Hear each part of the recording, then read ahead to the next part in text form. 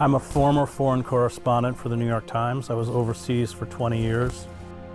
I spent 5 years reporting on the conflicts in Central America in the early 1980s. I spent 7 years in the Middle East, much of that time on the Palestine-Israel conflict. I also covered the first Gulf War. I went into Kuwait with 1st Battalion, 1st Marines. I was in Basra during the Shiite uprising. I was taken prisoner for a week and then released.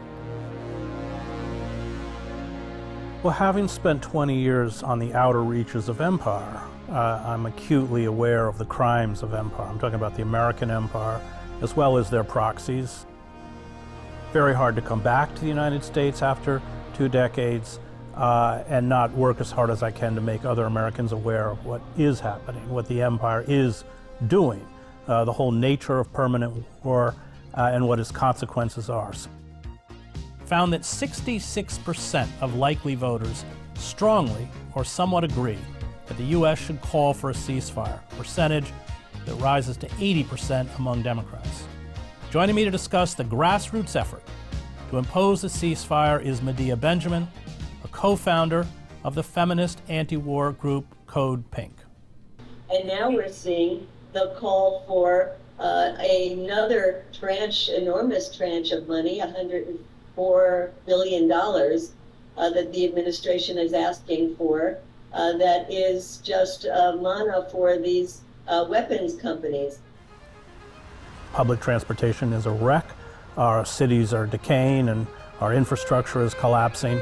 And that's because we divert 50% of all discretionary spending towards a war industry that is unchecked, uncontrolled, and unregulated. And that is a symptom of late empire. And that is fueling the conflict with Ukraine. It's fueling the aggressive posturing towards China. It's fueling the unchecked orgy of violence against the Palestinians, Yemen, and so although I've, probably a lonely voice, it's visceral for me.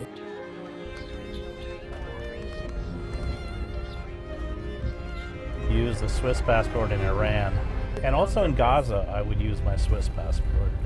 It's just easier than being an American in some places.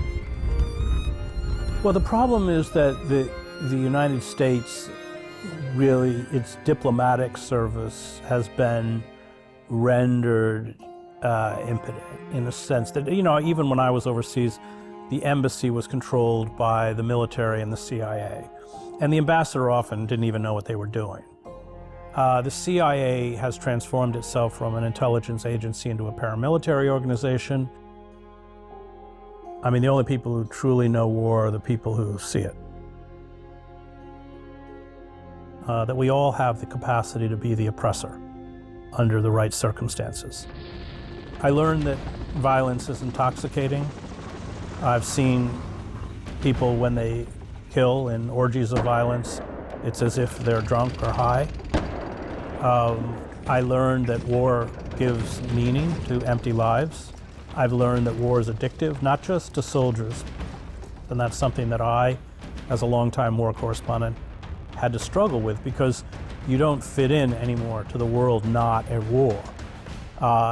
And yet the world at war is a very unhealthy, sick environment. Yet you keep wanting to go back to it. I never done drugs, but I think it's similar to a drug addict, that at least you're back in an environment where other people understand and share your very dark pathology.